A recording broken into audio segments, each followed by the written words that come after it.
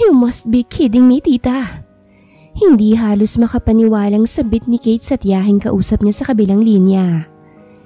Kailan ba naman ako tumawag sa'yo para lang magbiro, Kate? You know me, and you must follow me. Tugon nito dahilan para magpakawala siya ng marahas na hininga. Naiinis siya sa kausap, pero wala naman siyang magawa. Hindi niya ito pwedeng sigawan o pagbabaan ng cellphone. Siguradong masasabunutan siya nito. Dumagdag pa sa init ng ulo niya ang mahabang traffic. Kanina pa siya nakasakay sa loob ng taxi, pero tila hindi man lang umuusad kahit konti ang traffic. Nangawit na nga ang puwet niya kakaupo. Tita naman, that guy is my ex. Sa dami ng lalaki dito sa lugar natin, bakit yun pang napili niyo? Pinili niya pa rin magpakahinahon kahit gustong-gusto niya nang magsisigaw sa inis. Exactly! He is your ex. Kilala mo na siya kung ganoon. At hindi na rin kami mangangamba ng tito mo na ipakasal ka sa kanya. And we know that guy. Madiskarte at masipag yun. Tiyak na ang future mo doon. Mariin siyang napapikit. Mukhang wala talaga siyang panalo sa tiyahin. Masyado tong maraming baong salita. At ano bang panalo niya rito? Kailan niya ba hindi sinunod ang utos nito? Dahil sa utang na loob at syempre, napamahal na rin siya sa mga ito. Kaya hindi niya matiis sa mga ito. Sa poder na mga ito siya lumaki. 7 silang magkakapatid. At dahil mahirap ang kanilang pamumuhay, kaya nagawa siyang ibigay ng ina niya sa mga ito. Pero kahit sa mga tiyahin siya lumaki ay hindi niya nagawang kalimutan ang totoong pamilya. Katunayan ngayong may trabaho na siya, kalahati ng sweldo niya ay napupunta sa pamilya niya. 5 pa kasi ang nag-aaral niyang kapatid. O sige na, see you later. Don't be late kung ayaw mong mapagalitan ka ng Tito Joseph mo. Hindi pa niya naibubukang bibigay na putol na kagad ang linya. Tuloy ay malalim na lang siyang napabuntong hininga habang pilit na pinoproseso sa utak ang dahilan kung bakit ito tumawag. Ang tito niya ang panganay na kapatid ng kanyang ina. Hindi katulad nila. May kaya ang mga ito sa buhay. 3 lang din ang mga anak. Mabuti naman ang mga ito sa kanya. Yun nga lang, halos sa mga ito na rin ang nasusunod sa mga dapat niyang gawin. Ngayon niya napatunayang wala talagang tulong na walang kapalit sa huli. Pero hindi naman masama ang loob niya sa mga ito. Sa katunayan ay malaki pa ang pasasalamat niya sa mga ito. Nakatapos siya sa pag-aaral at nakahanap ng magandang trabaho sa tulong ng mga ito. Yun nga lang kahit ngayong 25 anyos na siya, ay sunod-sunuran pa rin siya. Tulad na lang ngayon. Ang dahilan kaya tumawag ang kanyang tiyahin ay para sabihing makaka-dinner date nila ang Sandoval family at para na rin pag-usapan ang tungkol sa arranged marriage nila ni Grace Sandoval, ang panganay na mga Sandoval. Wala naman sanang problema sa kanya kung hindi niya kilala ang binata. Ayos nga iyon dahil mayaman talagang pakakasalan niya. Tiyak na ang future niya. Hindi naman kasi mahalaga sa kanya ngayon ang pagmamahal. Ang gusto niya lang, makaangat sa buhay. Ang kaso bukod sa kilala na niyang binata, ay naging ex niya pa ito. Ex-boyfriend na pinakamahal niya sa lahat ng naging nobyo niya. Dito niya rin naranasan ang lahat ng first niya. Kaya't hirap talaga siyang makalimutan to. At nang makakalimutan niya na sana to ay saka naman umeksena ang magaling niyang tiyahin. Ay, hindi ko na alam ang gagawin ko. Malalim siyang napabuntong hininga. Umiiyak ka na naman. Mabilis na pinunasan ni Kate ang luhaang mukha nang marinig ang nag-aalalang boses ng kanyang nobyo. Pero kahit punasan niya pa yun ay huli na. Dahil kaagad nang nakaupo ang binata sa tabi niya. Hindi mo dapat yun nakita eh. Nakalabing saad niya. Nahihiya siya dahil iniisip niyang masyado na siyang matanda para umiyak. Wala namang masama sa umiyak, babe. Ang masama ay yung sinasarili mong problema mo. Samantalang nandito naman ako. Masuyo nitong hinawakan ng baba niya paharap dito. Nasa lubong niya ang brown na mga mata nito. Mga matang palaging nagsasabi na hindi siya nag-iisa. Alam ko naman kasi may problema ka rin eh. Ayoko nang makadagdag. Shh! Inilagay nito ang daliri sa kanyang labi. Pagkuway hinalikan siya sa noo. Hindi ka nakakadagdag, babe. Ano ba yan? Ako nga ang nagsasabi sa'yo ng problema ko eh. Dapat ikaw rin. Dalawa tayo oh. Sorry. It's okay. But next time, please sabihin mo na sa akin ha. Hindi ka nag-iisa. Nandito ako. Palagi akong nandito. Hindi na siya nakatugon pa dahil sinakop na nito ang mga labi niya. Ma'am, gising na po. Nandito na po tayo. Mahinang tapik sa balikat ang nagpagising kay Kate. Nang inilibot niya ang tingin sa paligid ay napagtantong nasa loob siya ng taxi ay at tubili siyang napaayos ng upo. Nakatulog na pala siya sa sobrang tindi ng traffic at napanaginipan na naman niya ang binata. Okay lang po ba kayo, ma'am? Napansin ko po kasi na habang tulog kayo, umiiyak po kayo. Nag-aalalang tanong ng driver. Agad niyang pinunasan ng muka at tama nga ito dahil may naiwan pang luha sa gilid ng mata niya. Ayos lang po. Nahihiya niyang tugon. Hanggang ngayon ay hindi niya pa rin maintindihan kung bakit naiiyak pa rin siya kapag naaalala ang matatamis na pinagdaanan nila ng binata. Hindi pa rin niya makalimutan ang sinabi nito na hindi siya nito iiwanan. Pero iniwan din naman siya. Nang mapakalma ang sarili, ay nagbayad na siya sa driver at mabigat ang dibdib na pumasok sa Central Mall kung saan siya nagtatrabaho bilang isa sa mga admin. Kanina pang pabalik-balik ang tingin ni Kate sa wall clock at kung maaari nga lang patigilin ng oras, ay baka napatigil niya na yon para lang wag nang gumabi. Isa lang kasi ang ibig sabihin pag dumilim na ang paligid at iyon ay makikita na niya ang binatang 1 taon din niyang hindi nakita at pilit na kinalimutan. Kate, are you okay? Punas sa kanya ni Raymond, isa rin sa mga admin ng mall. Okay naman, bakit? Kanina ko pa kasi napapansin na parang balisa ka. May sakit ka ba? Uminom ka kaya ng gamot? No, I'm okay. Tipid niyang tugon. Hanggat maaari, ayaw na niyang pahabain pa ang usapan nilang dalawa. Hindi naman kasi lingid sa kanya na may gusto ito sa kanya. Sa katunayan ay matagal na rin itong nanliligaw. Matagal niya na ring binasted. Pero sadyang makulit. Hindi pa rin siya tinitigilan, kaya sa huli ay siya na lang umiiwas. Pagpatak ng 5:00, saktong nagligpit siya ng mga gamit ng tumunog ang kanyang cellphone. Nang makita ang caller ay huminga muna siya ng malalim bago sinagot ang tawag. Hello, Tita Jane? 7 p.m. sharp, Kate. Don't be late. Opo, Tita. Pagkatapos ng tawag ay in-off niya kagad ang cellphone. Sigurado kasing tatawag na naman ang tatawag ang tiyahin. Binilisan niya na rin sa ginagawa. Oh, nagmamadali ka yata. May lakad ka ba? Tanong ng kadarating pa lamang na si Raymond. Yes, I have a date. Nakangiti niyang tugon nang hindi ito nililingon. Hindi niya tuloy nakita ang pagdilim ng aura ng lalaki. Habang busy siya sa ginagawa, ay hindi niya namalayang nakalapit na pala ito sa kanya. Akala ko ba hindi ka nagpapaligaw? Natigilan siya nang marinig ang galit na boses nito. Taas kilay na tinignan siya nito. Sa'yo hindi. Bakit ba ayaw mo sa akin? Jackpot ka na sa akin, Kate. Ama ko ang manager nitong mall. Mayaman pati ang angkan ko. Gwapo ko.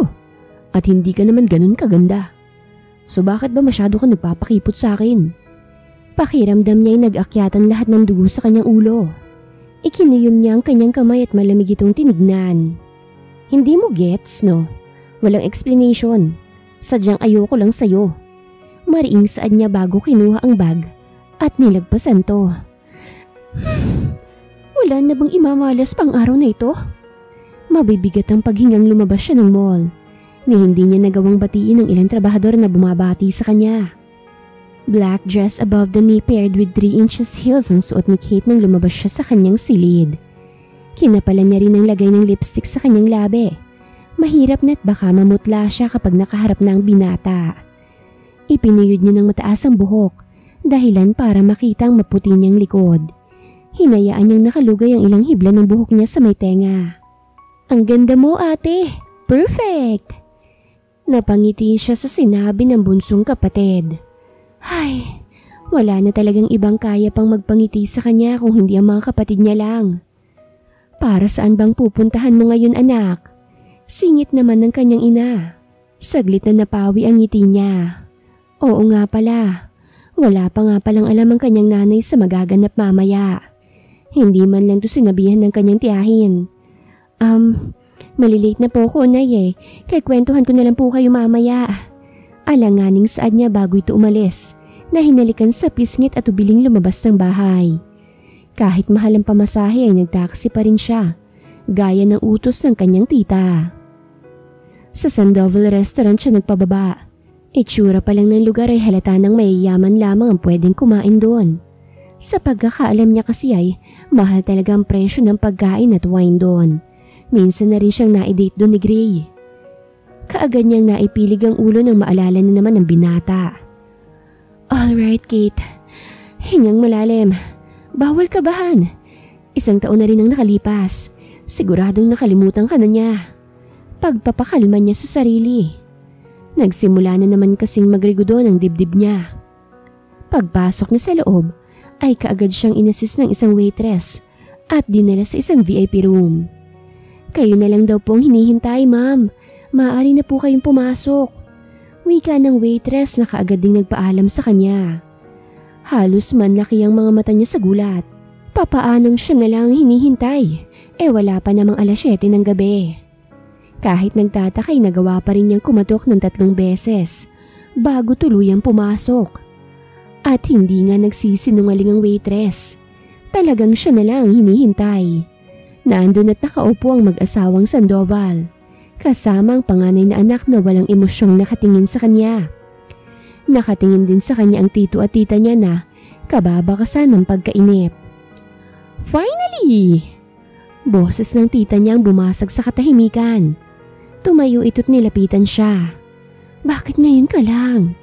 Mahinang bulong nito, pero nakangiti. Sorry po.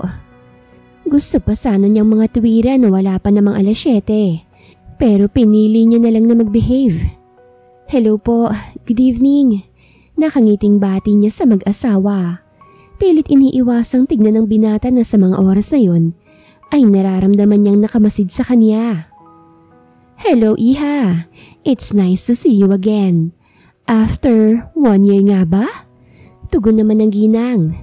Naalala niya na noong magjowa pa lang sila ni Gray ay talagang gustong-gusto na siya nito. Opo, siguro. Alanganin niyang tugon. Ang tagal na rin pala. Alam mo bang palagi kitang hinahanap kay Gray? And nasad nga ako nang sabihin niyang nag-break na pala kayo. Lalo lang siyang nailang. Sayang naman, ang tagal din ng relasyon niyo. Pagpapatuloy nito na tila, hindi nakakahalatang naiilang siya. Can we start now? Marami pa akong asikasuhin. Pinigilan niya ang sariling pasalamatan ng binata dahil sumingit na ito. Kung hindi ay baka kung saan pa makarating ang sinasabi ng ginang.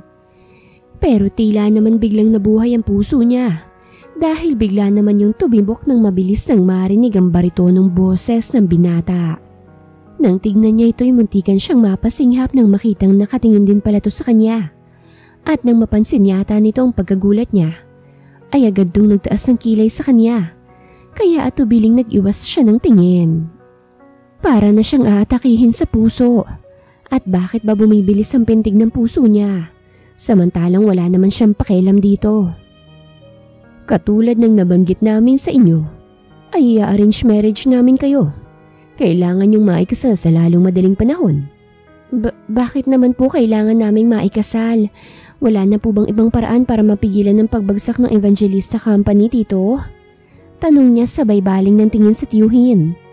Kanina, nabanggit nitong malapit nang bumagsak at magsara ang kumpanyang pinaghirapan nitong itayo at ng asawa nito.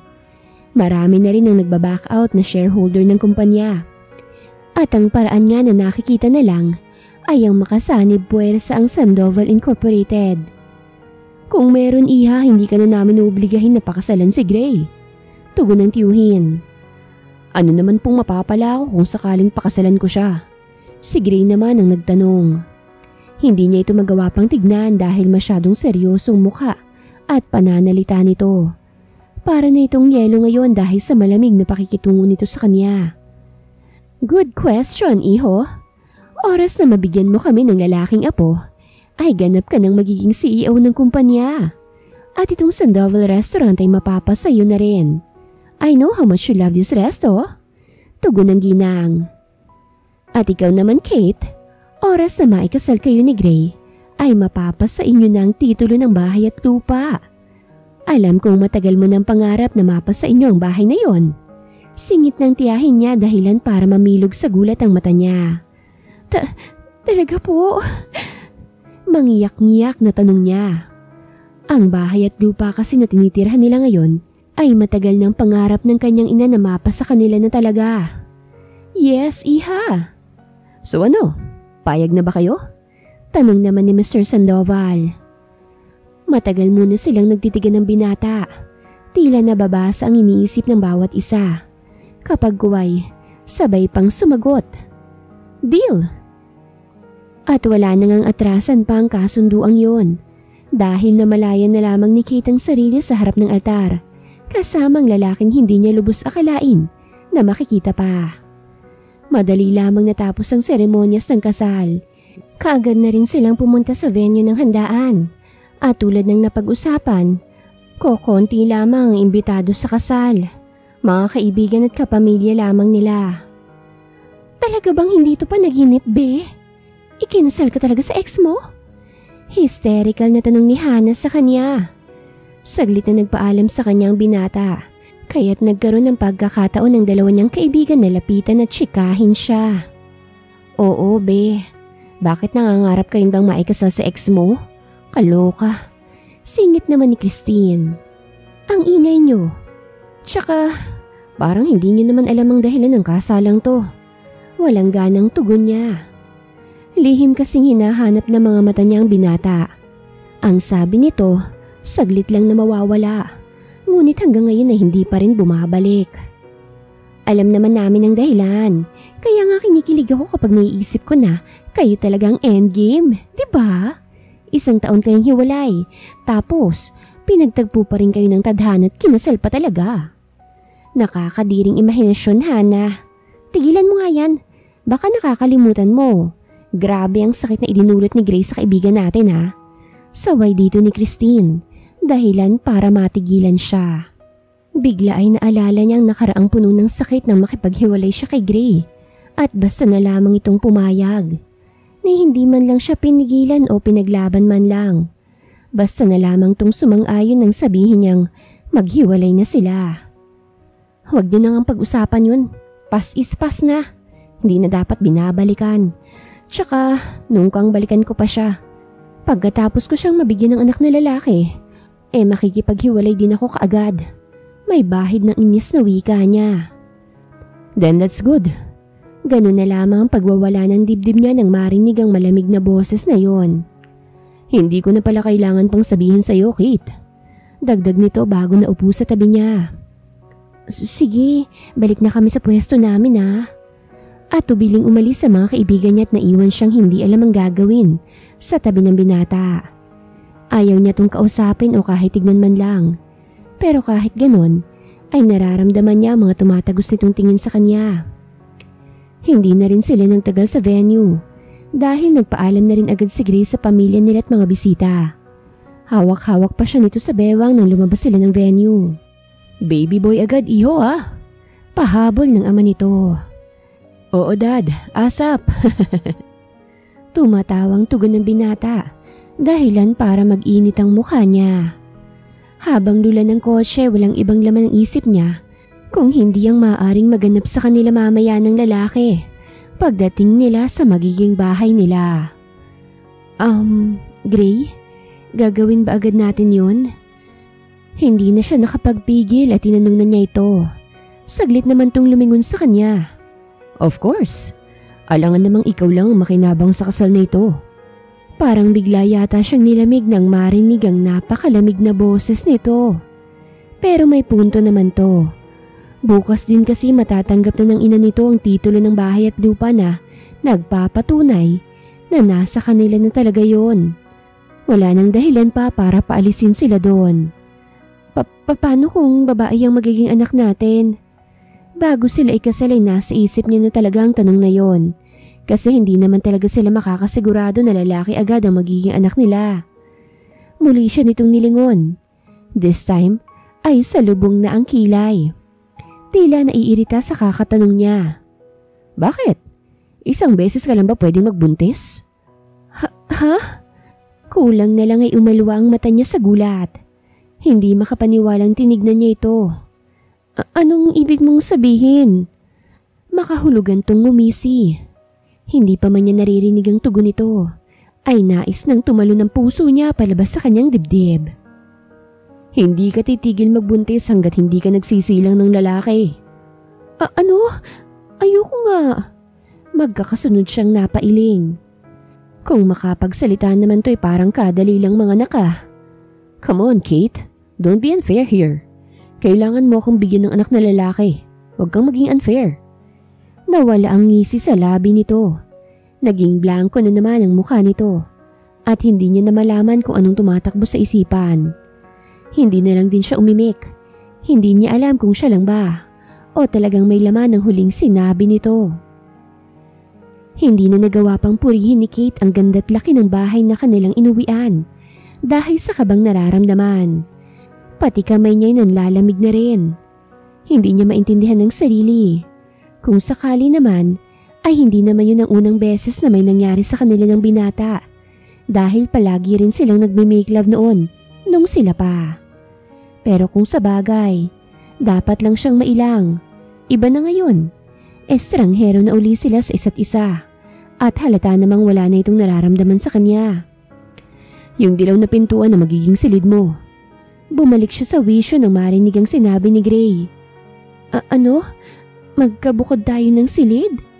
Nagtatakang tanong niya.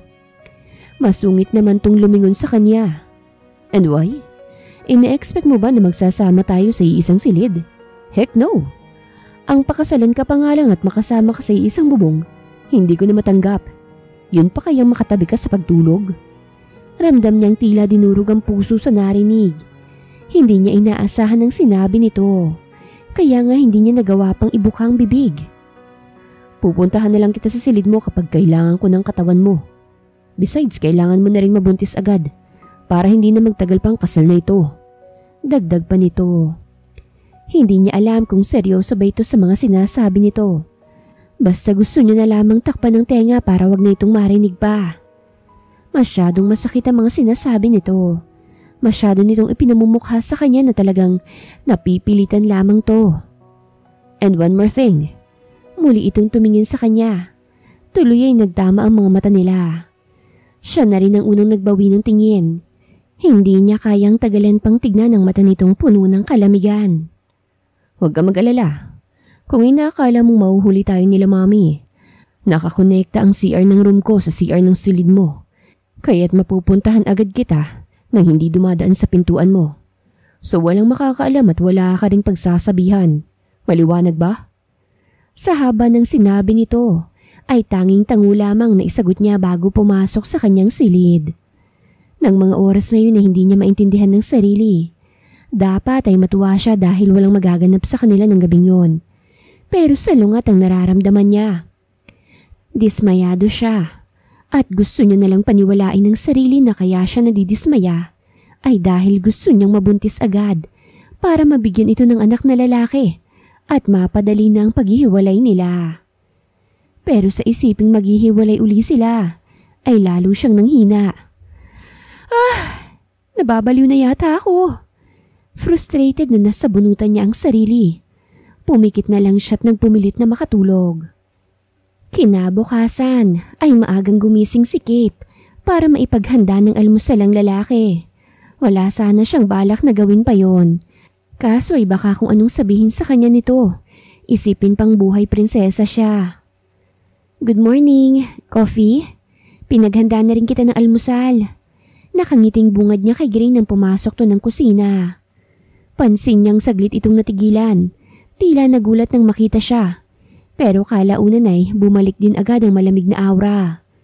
Pero kahit ganon, ay hindi yun nakabawas sa kagwapuhan nito ngayon. Naka-office attire to. Halatang papasok na sa opisina. At masasabi niyang wala pa rin tong pinagbabago. Mula noon hanggang ngayon, Napakasipag pa rin itong magtrabaho. Kahit nga katatapos lamang ng kasal nila, ay hindi man lang to nag-leave. Tuloy pa rin ang trabaho nito. Unlike sa kanya na 1 linggo ang leave. Kaya deserve talaga nitong maging CEO. You don't need to do this, Kate. Hindi mo ako kailangang pagsilbihan. Malamig ang boses na tugon nito bago siya nilagpasan. Mariin siyang napapikit. Sinasabi na nga ba niya't mamasamain itong gagawin niya. Pero at least, nag-effort siya. Kesa naman hindi siya kumilos. Baka sabihin ito ang tamad naman niya. Diba, ito naman ang gawain ng mga misis sa mister nila? Wika niya bago ito nilingon. Nagsalubong ang kilay nito. Nagmamahalan sila, Kate. Nakalimutan mo na ba? This marriage is loveless. Sa papel lang tayo kasal. Napamaang siya. Hindi naman to galit magsalita, pero ramdam niyang bigat sa boses nito at ang muling pagbigat ng dibdib niya. At bago pa nito mahalatang nasasaktan siya, ay inunahan niya na yun ng mahinang tawa. Yeah, I know, Gray. Ayaw ko lang din kasing may masabi ka sa akin. Baka sabihin mo. Listen, Kate. Mataman siya nitong pinakatitigan. Magagawa mo pa rin ang lahat ng gusto mong gawin. You can still go to work, hang out with your friends and family. Kung may boyfriend ka, go lang. Just make sure na ako ang magiging ama ng pinagbubuntis mo. Wala akong boyfriend. Mariing tugon niya. Pakiramdam niya'y nasagi ang ego niya. Ano bang akala nito sa kanya? Basta na lamang siyang nagpapakama sa magiging nobyo niya? Samantalang ito lang naman ang tanging naikama siya. Yeah, whatever. Basta free ka pa rin. Hindi kita pakikialaman. Walang pakialamanan at hindi mo ako kailangang pagsilbihan. Okay. Sang-ayon na lamang niya. Dahil naiinip ay nagpa siya na lamang si Kate na maglinis ng bahay. Doon niya na lang din napansin ang ganda ng bahay. Halatang pinag-ipunan. Malawak at malaki. Ang sabi sa kanya ni Gray ay sa makalawa pa darating ang kasambahay nila. Hindi sana siya sasang-ayon kasi hindi naman nila kailangan dahil may time pa naman siya para maglinis ng bahay kapag day off. Pero naalala niya, bahay nga pala yun ng binata kaya wala siyang karapatang sumalungat sa gusto nito. Pagkatapos linisin ang silid niya, ay sinunod naman niya ang silid ng binata. Halos mapanganga pa nga siya nang makita ang silid nito. Napakalinis at organized pa rin ito sa mga gamit. Dinaig pa ang babae. At iyon nga palang isa niyang minahal sa binata. Nang makita ang picture frame nito sa side table ay kinuha niya yon at marahang hinaplos ang mukha. Ang unfair mo naman, Gray. Ako nakalimutan mo na. Samantalang ikaw, hindi ko magawang kalimutan. Ay, paano nga ba kita makakalimutan? Ikaw yung greatest love ko. Ikaw din yung nagparamdam sa akin noon na kamahal-mahal ako. Kung may makakakita man siguro sa kanya sa oras na yun ay iisiping nababaliw na siya. Kinakausap niya kasi ang picture na tila isang tao na, anumang oras, ay sasagot sa kanya. Kung sa bagay, hindi naman siya masisisi. Sa larawan na lang kasi niya nakakausap ng maayos ang binata. Dahil sa personal, kapag kaharap niya ito ay nanliliit na siya. Parang may malaking pader na nakapagitna sa kanila. Papaano nga ba sila napunta sa ganoong sitwasyon? Papaano ang dating pagmamahalan nila noon ay nawasak? Naalala niya na. Noong magkasintahan pa lamang sila, ay masyado siyang uhaw sa oras at atensyon nito. Palagi kasing busy ang binata sa trabaho. At kapag uuwi naman ay pagod na. Kaya't wala na ring oras pa para magkausap sila. Nakadagdag pa sa problema nila ang pagiging selosa niya. Sa halos lahat ng babaeng nakapaligid sa binata ay pinagseselosa niya. Kaya't hindi niya rin ito masisisi na pumayag agad nang minsang sabihin niyang maghiwalay na lang sila. Ni hindi nga siya nito pinigilan. Basta't nagising na lang siya isang umaga na wala na. Wala na ang relasyon nila. At pati na rin to, tuluyan ang hindi nagparamdam sa kanya. Naputo lamang ang pagbabalik ni Kate sa mapait niyang nakaraan nang makaramdam ng pagkabasa ng kanyang pisngi. Kaagad niyang ibinilik ang frame sa table. Pagkuway mariing pinunasan ng mukha. At noon lang din niya napatunayan na masakit pa rin pala. Akala niya hindi na siya maaapektuhan pa dahil halos 1 taon na rin ang lumipas. Pero hindi. Nakaukit pa rin ang sugat sa kanyang puso at hindi niya alam kung kailan mawawala o kung mawawala pa ba. At bago pa man muli siyang maiyak, ay ibinaling na nga lang niyang buong atensyon sa ginagawa. Pagsapit ng dilim ay nagluto naman ng hapunan si Kate at itinatak niya na kagad sa kanyang utak para sa kanya yon at hindi para kay Gray. Pero kung kakain naman to'y pwede naman tong humingi, hindi naman siya madamot. Pagkaluto ay kumain na rin siya. Nagmamadali pa nga siya sa pagkain dahil ayaw niyang maabutan pa siya doon ng asawa. Iisipin na naman nun na hinihintay niya ito. Ang kapal naman ng mukha niya. Napaismid pa siya sa isiping yon. Mabibilis ang bawat kilos niya. Gusto niyang nasa kanyang silid na siya pagka-uwi ng lalaki. Ayaw niya itong makita at baka sabihin pa nito ay hinihintay pa niyang pag-uwi nito. Kahit totoo rin naman, pero syempre hindi siya aamin. Ilang oras na yatang nakikipagtitigan si Kate sa kisame, pero hindi pa rin siya dapuan ng antok. At isa lang naman ang dahilan kung bakit hindi pa rin siya makatulog. Hanggang sa mga oras kasing yun, ay hindi pa rin dumarating ang binata. Mag-aalas 12 na ng gabi pero wala pa rin kahit ang bakas nito. May plano pa ba siyang umuwi? Hindi na niya napigilang mapabangon at kunin ang cellphone. Kanina nagdadalawang isip pa siyang kontakin to. Pero ngayon, buo na ang desisyon niya. Tatawagan niya na ito. Wala na siyang pakialam kahit ano pang sabihin nito. Salamat na lang talaga't nakuha niyang number nito sa mami nito. Okay lang sana kung ito lang mapupuyat kahit wag na itong umuwi. Pero kasi, nadadamay siya. Kahit ilang beses niyang itanim sa utak niyang sinabi nito na wala silang pakialamanan, ay hindi niya pa rin mapigilan ng huwag mag-alala para dito. Sumagot ka! Kung nakakapagsalita lang siguro ang cellphone, ay baka kanina pa yung nagreklamo sa kanya dahil sa higpit ng pagkakahawak niya roon. Nakadalawang calls din siguro siya bago may sumagot ng tawag. Nakahanda na ang bibig niya para masermonan to, pero naudlot lamang ng iba ang sumagot sa kabilang linya. Hello, Kate? Parang bulang naglaho ang lahat ng inipon niyang lakas ng loob nang marinig ang pamilyar na boses. Hindi siya maaaring magkamali. Kilalang-kilala niya ang boses na yon. Are you looking for Gray? Lasing na kasi siya But don't worry, we're on our way, pauwi na dyan. Sige.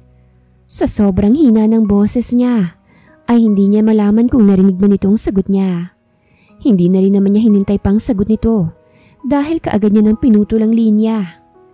Sapo ang nanaynikip na dibdib na humarap siya sa salamin. Ang mga luha sa gilid ng mata niya ay pinipilit niyang magmalaglag. Don't you dare cry, Kate. Wala ka ng karapatang makaramdam ng selos. Ano naman ngayon kung magkasama sila? Baka nga sila O kung sila man, wala ka ng pakialam doon. Sermon niya sa sarili. Pero sadyang hindi niya kasundo ang puso niya. Dahil hindi niya mapigilang wag yung masaktan. Sabing wag iiyak Tuloy-tuloy na sa pagbagsak ang mga luha niya. Hinayaan niya na lang yun hanggang siya na rin ang napagod. Kusa lang yung tumigil nang makarating ng pagdating ng sasakyan. Kaagad siyang nagtungo sa banyo para maghilamos. Automatic ang kanilang gate, kaya't hindi niya kailangang magmadali para pagbuksan ng mga ito. Saktong pagbukas niya ng pinto, ay bumungad sa kanya si Ina. Akay-akay nitong hindi na halos makatayong lalaki. Walang salitang nilapitan niya mga ito at tinulungan ng babae. Sa sofa na lang, baka mahulog pa tayo sa hagdan. Wika niya na ganap silang makapasok sa loob. Sa sala sila nagdiretso. Ang bigat ng asawa mo Hinihingal na reklamo nito habang iniunat ang mga braso. Salamat nga pala sa paghatid. Wala siyang maisip na sabihin, kaya iyon na lamang ang lumabas sa bibig niya. At isa pa, hindi niya naman to kasundo. Small things, ano ka ba? Hindi ko naman yan pababayaan. Mahal ko yan Matamis itong ngumiti sa kanya. O sige na, mauna na ako Ikaw na bahala dyan. Tinapik pa siya nito sa balikat bago tuluyang umalis. Nang mawala sa paningin niya ang dalaga, ay saka pa lamang niya nilapitan si Gray na malalim na ang tulog. Malalim na lamang siyang napabuntong hininga sa isiping Mas ginusto pa nitong magpakalasing kesa ang umuwi ng maaga at makita siya. At kailan pa ba ito natutong magpakalasing ng sobra? Kinabukasan ay parang hangin lang siyang nilagpasan ng binata, ni hindi man lang ito nagawang tumingin sa kanya. At dahil ayaw niya namang mag-assume ito na nagpapapansin siya, kaya't hindi niya na lang din ito pinansin. Hindi na rin siya nagtanong pa kung bakit gabi na nga ito umuwi at lasing pa. Alam naman niya ang sagot. Siguradong nagluluksa ito dahil sa kasal nila. At kahit hindi nito sabihin, ay alam niyang labag sa loob nitong pagpapakasal nila. Talagang napilitan lamang to. At dapat ay tanggap niya na yon. Pero bakit may parte pa rin ng puso niyang nasasaktan? Papasok ka na? Hindi pa rin niya mapigilang tanungin to. Mukhang wala yata tong balak na mag-leave muna katulad ng ginawa niya. At kung ganun nga ay, papaano silang makakabuo ng baby? Sa gabi naman ay umuwi ito ng hating gabi tapos lasing pa. So papaano nga siyang mabubuntis kaagad? Gagabihin din ako ng uwi kaya wag mo na akong hintayin. Malamig pa sa yelong tugon nito. Busy itong humihigop ng kape. Hindi pa rin siya tinitignan. Napamaang siya at nang maglaon ay mabilis na umiling. Hindi naman kita hinihintay. Doon pa lang to nag-angat ng tingin sa kanya. Nasalubong niya naman tuloy ang mga mata nitong hindi niya mabasa ang nilalaman. Napakamot siya sa batok. Bakit naman kasi nagtunog depensa ang boses niya kanina? Ano kasi, hindi ka ba kukuha ng leave? Kasi 'di ba paano ako mabubuntis kung wala kang time para mag-ano tayo? Nahihirapang sambit niya. Nagtatlong guhit naman ang noon nito. Pagkuway tumiimbagang. Gusto mo na agad mabuntis? Hindi mo naman sinabing, hindi kita namimiss ah. Ang sa akin lang, 'di ba dapat inuumpisahan na natin para maging CEO ka na kagad? At para makapag-file ka na kagad ng annulment? Dugtong nitong ikinatigil niya. Ang seryoso nitong mukha ay mabilis na dumilim. Tila may nasabi siyang hindi nito nagustuhan. Tinatapos ko lang ang trabaho ko bago ako mag-leave. Tumayo na ito at dinala sa sink ang tasa. Ito na rin ang naghugas. Pagkatapos ay walang paalam na lumabas ng kusina. Naiwan naman siyang natitigilan. Sa mga araw na nagdaan, nagpatuloy ang malamig na pakikitungo ni Grace sa kanya. Pakiramdam niya ay hangin lang talaga siya sa bahay na ito. Hindi na sila muli pang nakapag-usap, ni hindi nito kinakain ng luto niya. Hating gabi na kung umuwi, tapos ay lasing pa. Lumipas na nga lang ang 1 linggo niyang bakasyon, ay hindi pa rin sila nagkakaroon ng matinong usapan. Parang hindi sila nagmahala noon kung makaakto ito. Hindi niya naman tumatanong. Ayaw niyang masungitan na naman. Hindi na rin niya sinubukang tawagan pa ito. Alam naman niyang safe ito dahil si Ina palagi ang kasama. Sinaway niya na rin ang sarili na wag nang pagselosan ng babae. Dahil kung anumang relasyong meron ng dalawa, ay labas sa siya ron. Alam naman niyang hindi pang matagalan ng kasal nila. Maghihiwalay din sila oras na mabigyan niya ito ng anak na lalaki. Ang tanong, kaya mo bang bigyan ng broken family ang anak mo? At makakaya mo ba siyang iwan sa poder ni Gray? Ang boses ni Hannah ang nagpabalik sa kanya sa realidad mula sa malalim na pag-iisip. Kasalukuyan silang nasa coffee shop. Kaka-out lang din nila sa trabaho. At dahil nabuburyong siya sa bahay kaya nakipagkita na lang siya sa mga kaibigan. Hindi yan mabubuntis, Day. Wala pang nangyayari sa kanila eh. Singit ni Christine. Naihilamos niya ang mga kamay sa mukha. Mukhang nagkamali siyang makipagkita sa mga ito. Parang lalo lang siyang narinde. Huwag na nating pag-usapan si Gray. Matamlay na wika niya. Sus, apektado ka talaga be. Mahal mo pa no? Matagal siyang hindi nakasagot. Bigla rin siyang napaisip. Maaaring mahal mo pa. At kung mahal mo pa nga, bakit hindi ka mag-first move? Malay mo naman mabigyan niyo ng chance yung kasal na yan. Inis ako kay Gray, pero may punto si Hannah no. Malay mo, at ikaw lang din ang hinihintay niya. Tingin ko naman sa asawa mo parang may feelings pa rin sa'yo eh. Mahina siyang natawa. Malabo pa sa sabaw ng pusetin. Kung may nararamdaman pa siya, edi sana hindi ganun ang trato niya sa akin. Kasi nga masama pang loob niya. Ikaw kaya itong nakipaghiwalay? Muli siyang natigilan.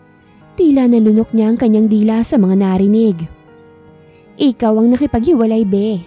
Kaya kung mahal mo pa, ikaw din ang umayos. Subukan mo lang naman. At kung mahal ka pa nga niya, maniwala ka sa amin, maayos niyo yan. Kawawa rin naman kasi yung magiging anak niyo. Kaya pag-isipan mo. Hanggang sa makauwi ng bahay si Kate, ay walang ibang laman ng utak niya kung hindi ang sinabi ng mga kaibigan. May punto ang mga ito. At mahal niya pa talaga si Gray. Kaya isang desisyon ang nabuo sa utak niya.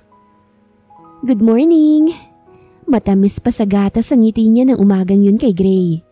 Pinaghandaan niya talagang araw na yon. Maaga siyang gumising, naligo, nagpaganda at nagpabango. Bagaman hindi siya pinapansin ay nagtataka naman tong tumingin sa kanya. Ako na magtitimpla ng kape mo, Anya, at inunahan na itong magtimpla ng kape. Paborito din ito ang niluto niya ng umagang yon. Hindi ako magkakape. Wika nito sa kanyang likuran. Saglit na napawi ang ngiti niya. Pero kalaunan ay ibinalik niya rin. Hindi dapat siya magpadala sa mga kasungitan nito. Okay. Masigla pa rin siya nitong hinarap. Gusto mo bang kumain? Anong gusto mong kainin? Ipaghahain kita. Niluto ko lahat ng paborito mo. Kate. Tawag nito sa pangalan niya. Tila pinatigil siyang magsalita. Nang tignan niya ito'y halos magdikit na ang kilay sa sobrang salubong. Pero hindi pa rin yung dahilan para mapawi ang ngiti niya. Bakit? Sa sobrang lawak ng ngiti niya, konti na lang ay mawawarak na ang bibig niya. Habang ang kaharap niya ay busangot ang mukha. Teka, hindi man lang ba ito nabanguhan at nagandahan sa kanya? Bakit ang sama pa rin itong makatingin? What are you doing? Puno ng pagtataka ang boses ni Gray. Gustong matuwa ng lalaki sa nakikitang kasiyahan sa mga mata ni Kate, pero ayaw niyang nakikitang emosyon sa mga mata nito. Pinagsisilbihan kita. Tugon nito. I already told you. Hindi mo yun kailangang gawin. Asawa mo pa rin ako, Gray. Lumapit ito sa kanya at ikinawit ang mga kamay sa kanyang batok. Tumingkayad pa to para magkalapit ang mukha nila. At dahil nga hindi yun inaasahan ay gulat siyang napasinghap. Mas lalong napangiti ang babae. Masyado kang madaya, Gray. Cute ka na, pogi pa, tapos gwapo pa. Ang swerte ko naman. Mariin siyang napalunok. Titig na titig to sa kanya at hindi niya nagugustuhan ang nararamdaman sa mga oras na yon. Sa muling pagdidikit ng katawan nila ay para pa rin siyang kinukuryente at naiinis siya kapag naiisip na malakas pa rin ang epekto nito sa kanya. Sa kabila ng ginawa nitong pag-iwan at pananakit sa kanya ay hindi pa rin nagbabago ang kanyang nararamdaman. And he hates that. He really hates her. Samantalang gustong gusto ng halikan ni Kate ang asawa. Namimiss niya na ang lasa ng halik nito. Can I kiss you? Mahinang tanong niya. At doon biglang natauhan ng lalaki. Malakas siya nitong itinulak. Mabuti na lamang at nakabalansa siya kagad. Kung hindi ay tsak na sa sahig siya pupulutin. Don't do that again, Kate. Mahina, ngunit maotoridad na utos nito bago mabilis na nilisan ng kusina. Nang mapag-isa, ay nangihinang nasapo niya ang dibdib. Kanina, nang magkalapit ang mukha nila, ay nakita niya sa mga mata nito ang pagmamahal sa kanya. Pero hindi niya maintindihan kung bakit bigla rin yung nawala at napalitan ng galit. Alam kong may nararamdaman ka pa sa akin, Gray. Kaya gagawin kong lahat mapalambot ka lang. Nang magtanghalian ay pinuntahan naman niya sa kumpanya ang asawa. Taas noo siyang naglalakad sa hallway. Bit-bit ang eco bag na naglalaman ng kanin at paborito nitong ulam. Hindi niya maitago ang ngiti. Siguradong masusurpresa ito kapag nakita siya. Hi, si Gray. Bati niya sa sekretarya ng lalaki. Tila nagulat pa ito nang makita siya. Bigla tuloy siyang nagtaka. Alam ng lahat na kasal sila ni Gray. Kahit itong kaharap niya. Pero bakit gulat na gulat yata ito nang makita siya roon? Ma'am? Nandyan siya, diba? Puntahan ko na ah. Hindi niya na hinintay pang makapagsalita dahil kaagad niya nang pinuntahan ng pinto ng opisina ni Gray. Sinubukan pa siyang pigilan ng babae pero huli na. Dahil naitulak niya ng pabukas ang pintuan. Ang nakahanda niyang ngiti para sa asawa ay mabilis na pawi nang makita kung sinong kasama nito. Nakaupo sa sofa sina Gray at Ina. At sa gitna nila ay ang lamesa kung saan nakapatang doon ang mga plato. Tila katatapos lang ng mga itong kumain. Maging ang mga ito'y bakas din ng gulat nang makita siya. Sorry po, sir. Hinging paumanhin ng sekretarya sa gilid niya bago ito umalis. Naiwan naman siyang nakatayo lang doon at hindi malaman kung ano bang dapat na gawin. Wow, how sweet! Dinalhan ka pala ng lunch ng asawa mo eh. Bakit kailangan mo pa akong istorbohin? Natatawang tumayo si Ina. Habang nakahinang pa rin ang mata nila ng lalaki. Walang may gustong bumitaw. Hi, Kate! Saka pa lang niya ibinaling sa dalaga ang tingin nang lapitan siya nito at batiin. Alis na ako diyan na kayo. Nagawa pa siyang ngitian ng babae bago mawala sa paningin nila. Anong ginagawa mo rito? Saka pa lamang tumayo at nagsalita ang lalaki nang mapagsulo silang dalawa. So surprise sana kita. Pero ako palang masusurprise. Sarcastic niyang tugon. Naglakad siya patungong table nito at ipinatang doon ng dala. Nagdala nga pala ako ng lunch. Kainin mo na lang kapag nagutom ka uli. Why are you doing this, Kate? Hindi ba malinaw sa iyong kasunduan natin? Parang bigla ay gusto niyang matawa. Dapat siyang galit dahil nakita niya itong may kasamang iba. Pero ito pa talagang may ganang magalit. Hindi rin ba malinaw sa iyo na gusto kong bigyan ng chance ang kasal na to? Napaawang ang bibig nito sa sinabi niya. Pero kalaunan ay sarcastic na natawa. Bigyan ng chance? Parang noong nakaraang araw lang, gusto mo na agad mabuntis para mapadali ang annulment natin Tapos ngayon gusto mo namang bigyan ng chance ang kasal natin? Tamad itong naupo at sumandal sa swivel chair habang matamang nakatingin sa kanya. Now tell me, Kate, boring ka na ba sa buhay mo kaya pati ako ginugulo mo na? Siya naman ngayon ang napamaang. Hindi niya alam kung ano bang tamang isasagot, lalo na't nakatitig pa ito sa kanya. Baka lang, tsaka bakit ba ayaw mong pagsilbihan kita? Gawain niyo ng asawa. Sino bang gusto mong magsilbi sa'yo? Si Ina? Yung babaeng dahilan kung bakit tayo naghiwalay? Marami pa akong gagawin, Kate. Dalhin mo na rin yung dala mo. Pagwawakas ito sa usapan. Umayos to ng upo at humarap sa laptop. Pagak naman siyang natawa. See? Hindi mo masagot ang tanong ko. Tell me, Gray. Ano bang relasyon yung dalawa? Alam mo nang siyang pinagseselosan ko noon pero bakit hindi mo siya magawang layuan? At bakit ko siya lalayuan? Muli niyang naagaw ang atensyon nito. Nagsiselos ka pa rin ba sa kanya hanggang ngayon? Kinabahan siya sa tanong nito. Saglit din siyang natigilan. Kung sasabihin kong oo, lalayuan mo na ba siya? Nanguuyam itong tumawa. Tumayo ito't nilapitan siya. Tinatagan niya naman ang loob at buong tapang na sinalubong ang mga mata nito. Listen, Kate. Kung iniisip mo na kaya tayo naghiwalay noon ay dahil kay Ina, you're wrong. Naghiwalay tayo dahil wala kang tiwala sa akin. Naghiwalay tayo dahil immatured ka. Humihingi ka ng oras ko without knowing na kaya ako laging busy noon ay para sa future natin. At ngayon, gusto mong bigyan ng chance ang kasal natin? At gusto mo ring iwasan ko si Ina? Saglit itong tumigil para mariin siyang titigan. Itigil mo na yan. Dahil oras na mabigyan mo ako ng anak na lalaki, maghihiwalay na rin tayo. Hindi ko kailangan ng babaeng nagsasabing mahal ako, pero hindi ako kayang pagkatiwalaan at unawain. Ramdam niyang tila dinurog ang puso niya sa mga sinabi nito. Alam naman niya yon. Alam niyang kaya busy ito noon para sa future nila. Pero babae lang din siya. Kailangan niya ito sa kanyang tabi kapag inaatake siya ng kalungkutan. Pero nakaraan na nga namin yon. Hindi na mababalikan. Ang kailangan niya lang na gawin ngayon ay patunayan dito na hindi niya ito bastang susukuan.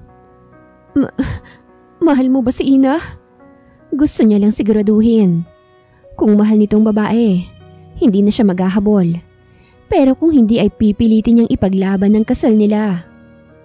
Kung kilala mo talaga ako, Kate, alam mo ang sagot sa katanungan mo. Seryosong saad nito. Isinuksok nito mga kamay sa bulsa bago siya tinalikuran. Ako? Mahal mo pa ba ako? Tumigil ito at mabagal bago tumugon. What do you think? Patanong din itong tugon bago bumalik sa kinuupuan at ibinalik ang atensyon sa harap ng laptop. Tulad ng nakagawian, nasa bar na naman si Gray, kaharap ang maraming bote ng alak at nagpapakalasing. Matagal niya na yung ginagawa at nagsimula yun nung iwan siya ng babaeng inakala niyang makakasama niya habang buhay. At mas lumala nga lang ngayon nang muli niya itong makasama. Dapat ay maging masaya siya dahil sa wakas, natupad na rin ang pangarap niyang pakasalan to at maging asawa to.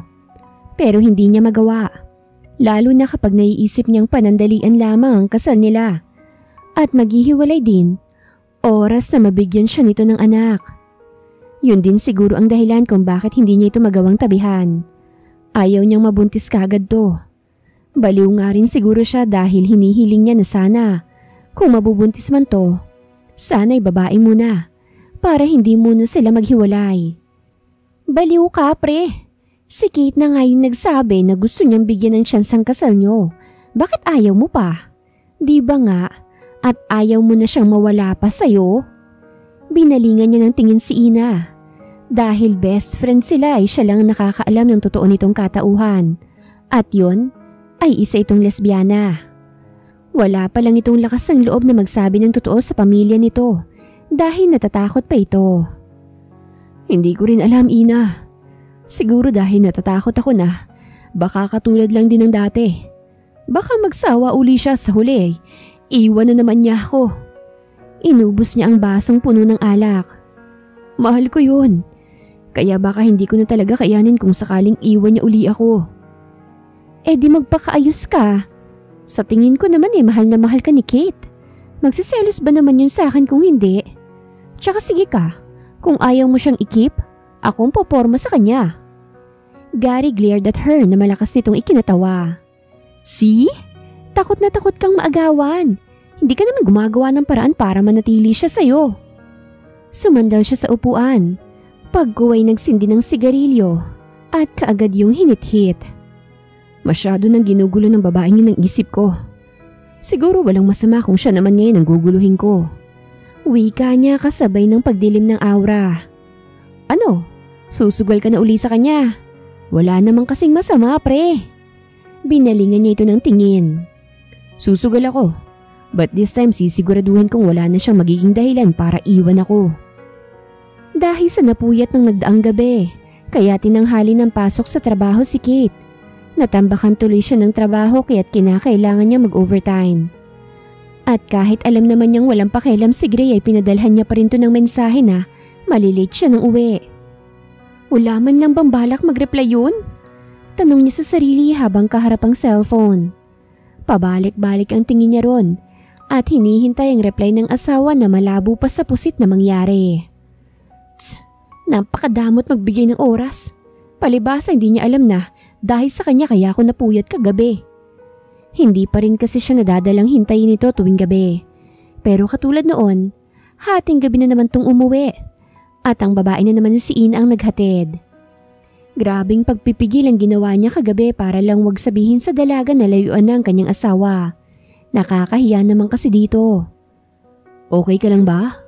Naagaw ni Raymond ang atensyon niya. Oo naman, kailan ba ako hindi naging okay? Nakangiti niyang tugon. Kung noon, mainit ang dugo niya rito. Ngayon naman ay hindi na. Mula kasi nang malaman nito na ikinasal na siya ay hindi na ito nangulit pa. Humingi na rin ito ng dispensa sa mga nasabi nito. Akala ko inaway ka na ng asawa mo kasi bigla kang nag-overtime eh. Ha? Naku, hindi ah. Wala naman yung pakialam sa akin. Gusto pa sana niyang idugtong. Patapos na rin naman ako. E di sakto, sumabay ka na sa akin. Pauwi na rin ako maya-maya. Magkakasunod siyang napailing. Ay hindi na, susunduin naman ako ni Gray.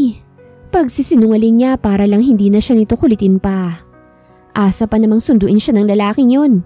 Eh mag-reply niya hindi magawa. May ilang minuto pang lumipas bago niya natapos ang trabaho. Halos sabay pa sila ni Raymond na tumayo at nagligpit ng gamit. "Mauna na ako, Raymond," paalam niya sa binata. Hindi na niya hinintay pang makasagot. Malalaki rin ang mga hakbang na ginawa niya para lang makalabas agad ng mall. Nang makalabas ng mall, ay mahina siyang napamura nang makitang malakas ang buhos ng ulan. Nang tinapa naman oh. Nakalimutan ko pa yung payong ko. Kulang na lang ay mapapadyak siya sa daan. Balak pa niyang tawagan si Gray pero naalala niya palang kanina pa lobat ang cellphone niya. Hindi na niya nagawa pang i-charge dahil sa sobrang busy. Naiinis na nagpapadyak na siya. Wala na siyang pakialam kung may makakita man sa kanya at isipin na isip bata siya. Tumigil lang siya na may humintong puting sasakyan sa harapan niya. Bumaba ang binata sa driver's seat at iniluwa ang nakangiting binata. "Kate, sakay na. Mukhang hindi na darating ang sundo mo." Matagal siyang napatitig kay Raymond. Hindi naman sa wala siyang tiwala dito pero parang ang pangit lang tignan kung magpapahatid pa siya dito gayong may asawa na siya. "Ay naku, hindi na. Darating yun sigurado." Sinabayan niya pa ng pag-iling ang pagsasalita. "Malakas ang ulan. Baka magkasakit ka pa. Tus wala ka pang payong." Mukhang hindi rin ito papatalo. Saglit itong tumalikod sa kanya. Tila may kukuhanin sa likuran ng sasakyan. Pagkuway muli siyang hinarap at hawak na ang payong. Hindi na siya nakaangal pa nang bumaba ito ng sasakyan dala ang payong at nilapitan siya. "Tara na." Tumingin muna siya sa paligid.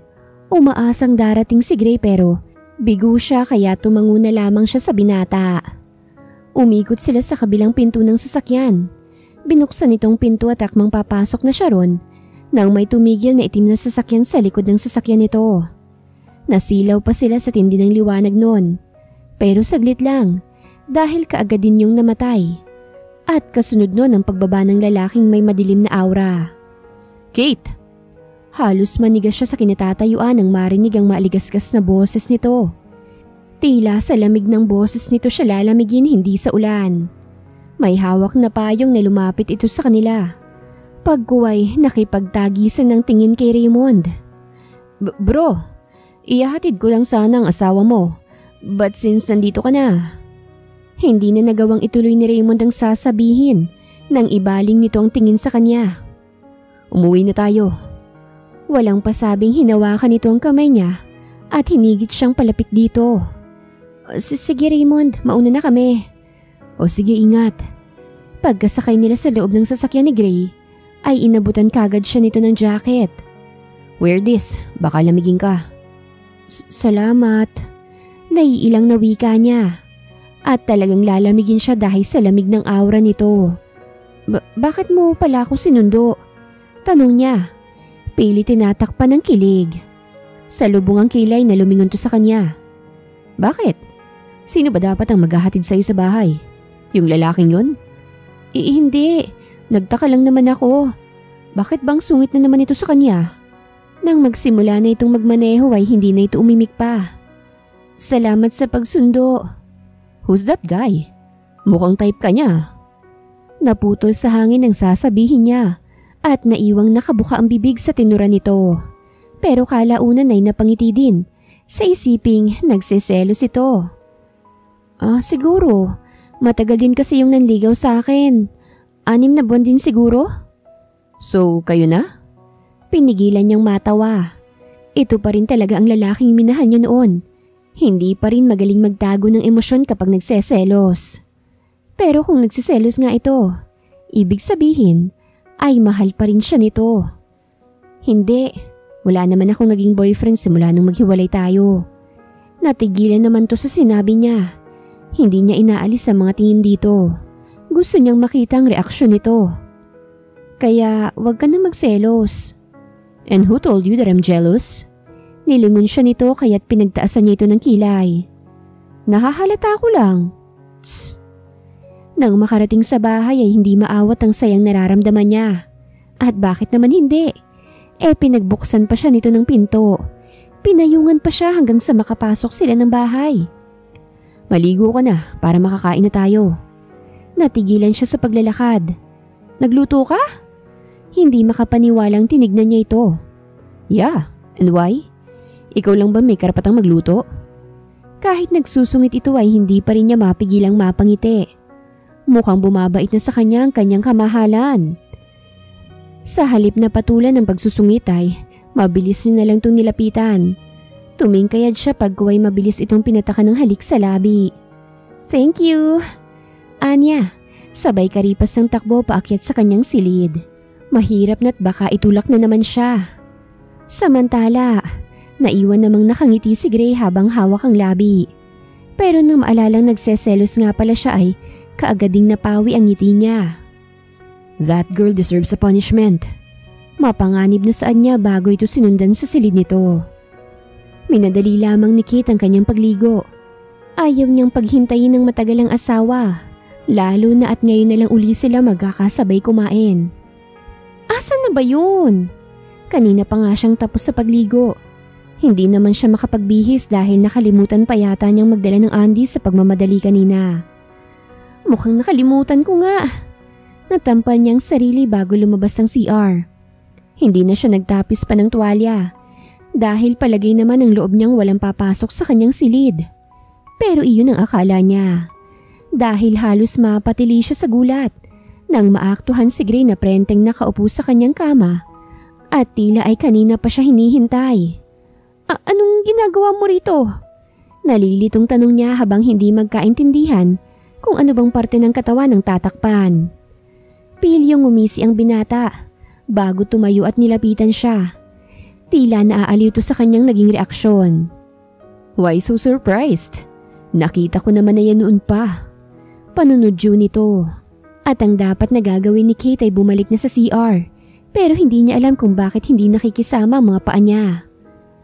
At sa akin pa rin naman yan ngayon. Suminghap siya nang hapitin siya nito sa bewang. Gray! Halos pabulong na lamang nasambit niya habang hindi maalis ang tingin sa lalaki. Let's do it now, wifey. Paus itong saad bago hinalikan ang labi niya. Noong una marahan lamang yon. Tila tinutudyo pa siya. Pero nang gantihan niya ang halik at pinulupot ang kamay sa batok nito, ay tila magic na lumalim ang paraan ng paghalik nito. Hindi na niya napigilan ng pagkawala ng mumunting ungol nang ihiga na siya nito sa kama at marahang pisilin ang dibdib niya. Nagpatuloy ito sa paghalik habang ang mga kamay ay malayang humahaplos sa kanyang kahubaran. Maya-maya'y bumangon ito saglit para hubarin ang kasuotan, ngunit nanatiling sa kanya nakatingin. Maging siya ay hindi magawang ibaling sa ibang paningin. Napalunok pa siya nang makita ang bagay sa gitna ng mga hita nito. Ready? Mapanuksong tanong nito bago muling pumatong sa kanya. Ni hindi pa rin siya pinasagot dahil muling sinungguban ng kanyang labi. Habang hinahalikan siya'y naramdaman niya ang pagpasok nito sa kanya. Dahil matagal na bakante ay tila nagsikip uli ang kanyang lagusan. Malakas itong napaungol nang tuluyan siyang makapasok. Tinaig pa ni Kate ang nabugbog dahil sa sakit ng buo niyang katawan. Pero parang baliwala lang yun sa kanya nang maalalang naganap sa kanila ni Gray nang nagdaang gabi. Ang lalaking yun, hindi naman halatang namiss siya nito. Walang kasawa-sawa. Ni hindi niya nga mabilang kung nakailan ba sila kagabi. Basta't nakatulog na lang siya na nasa ibabaw pa rin to. Good morning. Mas lalong lumawak ang ngiti niya nang pumasok na ito na may dalang tray ng pagkain. Breakfast in bed. Alam kong hindi ka agad makakabangon eh. Pagbibiro nito't nagpatuloy sa paglapit sa kanya. Naupo naman siya't nangaakit itong tinignan. Parang ibang gusto kong gawing breakfast. Huwag mo akong simulan babae. Baka makalimutan kong kailangan mo pang magpahinga ng maayos. Ipinatong nito ang tray sa kama. Pagkuway pinitik ang ilong niya. So, ano ang ibig sabihin nito? Bati na ba tayo? Payag ka nang bigyan ng chance itong kasal natin?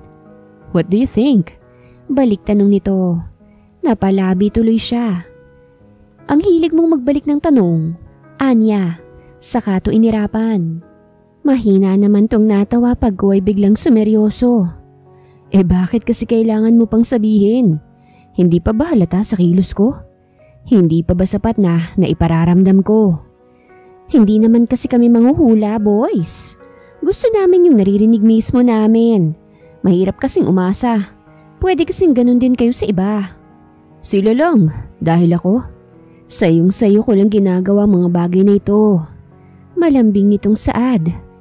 Kahit kay Ina? Bigla naman tong natigilan.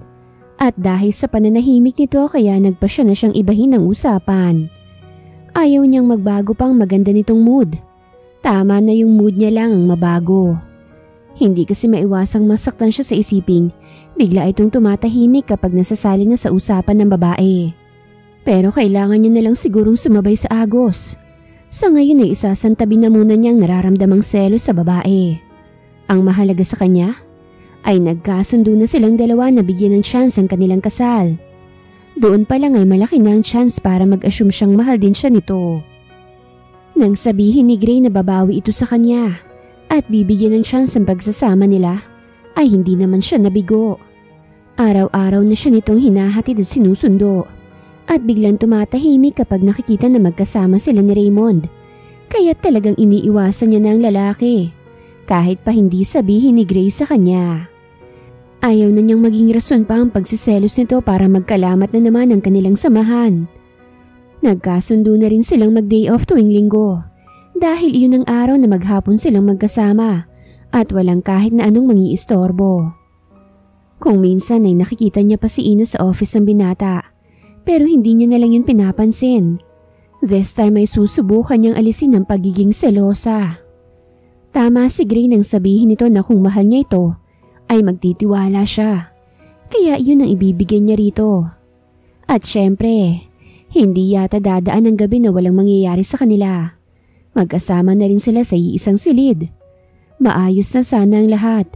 Wala na sana siyang hihilingin kung hindi ang bigyan na sila ng supling at marinig sa labi ng binata na mahal pa rin siya nito. Sa loob ng isang buwan ay maayos na ang pagsasama nila.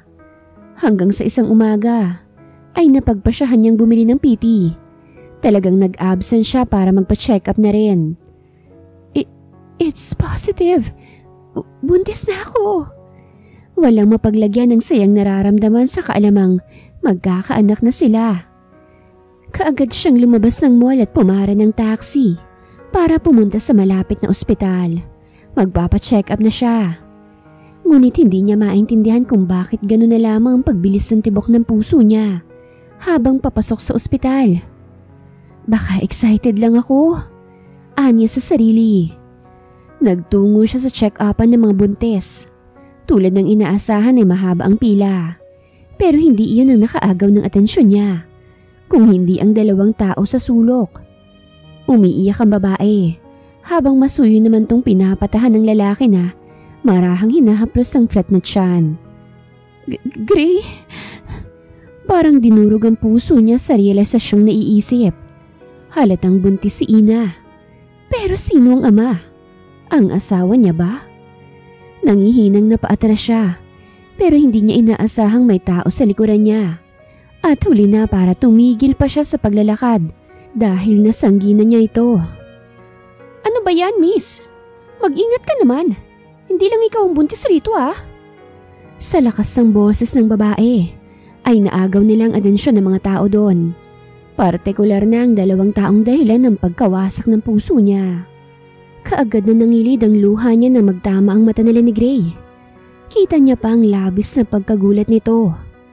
Nang tumayo ito't akmang lalapitan siya, ay mabilis siyang naglakad palabas ng ospital. Napakabastos, di man lang nagsorry. Narinig pa niyang reklamo ng babae na hindi niya napinansin pa. Dire-diretso siyang lumabas ng ospital habang patuloy na umiiyak. Kate, wait! Nang marinig niya ang boses ni Gray, ay mas lalo niyang binilisan ng paglalakad. Pero dahil likas na mas matangkad do kaya madali rin siyang naabutan nito at napigilan sa braso. Kate, sandali nga! Naputo lang sasabihin nito nang malakas niyang padapuin ang kamay sa pisngi nito. Saglit tong natigilan, pagkuway umigting ang panga. Seryoso ng mukha nito nang muli siyang tignan. Ano ba? Bitawan mo nga ako. Balikan mo na yung babae mo doon.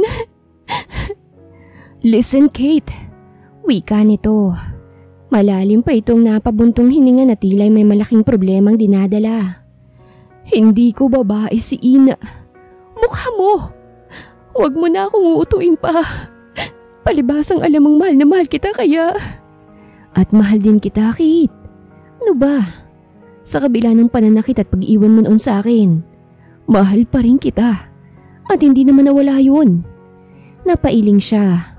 Lalo lang yatang bumigat ang dibdib niya. Tama na. Tama na, Gray. Huwag mo na akong paasahin. Bakit ba hirap na hirap kang paniwalaan ako? Puno ng hinanakit na saad nito. Pagdudahan mo na lahat pero wag ang pagmamahal ko sa'yo, Kate. Gusto niyang paniwalaan ito. Pero sa tuwing naiisip niya si Ina, palagi siyang nangangamba. Grabing eksena to sa labas talaga ng ospital. Parehas nilang nilingon ng babaeng kanina pa palang nanonood sa kanila. Shut up, Ina. Bumalik ka na rin sa loob. Maotoridad na sabi ni Gray. Pero hindi ito pinansin ng babae. Sa halip ay siyang binalingan at matamis na nginitian. Hi, Kate. Inirapan niya ito. Ang lakas naman ng loob nitong pansinin pa siya. Oh, huwag kang magalit. Itinaas nitong dalawang kamay na tila sumusuko na sa pulis. Hindi ako kabit ni Gray. No, kadiri. Hindi rin siya ama ng future baby ko. Nasa Amerika na to. Matapos akong buntisin biglang umalis ng walang paalam. Ha? Nagtatlong guhit ang noo niya. Hindi niya ito naiintindihan. At never akong magiging kabit niyan. Babae rin ang type ko eh. Ina nga pala sa umaga. Ino sa gabi. Tumatawang wika nito bago naglahad ng kamay. Naguguluhan niya namang binalingan ng asawa. Pero marahan lang itong tumango sa kanya. Iwan mo muna kami, Ina. May kailangan pa kaming ayusin. Pagtataboy dito ni Gray. Okay. Ayusin niyo na yan Bawal mo nang iwan yan si Gray, Kate. Baka tuluyan ng mabaliw. Pahabol pa ni Ina bago mawala sa paningin nila. Siya naman ay hindi na nagawa pang makapagsalita dahil hinigit na siya ni Gray at sapilitang isinakay sa sasakyan. Nang makarating sa bahay, ay sa kwarto kagad siya dinala ni Gray. Anong ginagawa natin dito? Naguguluhang tanong niya. Nanatiling tahimik ang lalaki. Hawak pa rin siya nito sa kanyang kamay. Sa loob ng silid nito ay may pulang pinto at doon sila pumasok. Halos mapasinghap siya sa gulat nang makita ang kabuuan ng kwartong kanilang pinasukan. Napupuno ng litrato nilang dalawang bawat dingding. Sa gitna'y nakalagay ang lamesa at doon ay nakapatong ang 3 pulang rosas. May kandila din doon na hugis puso. Sa sahig ay nagkalat ang mga petals ng rosas.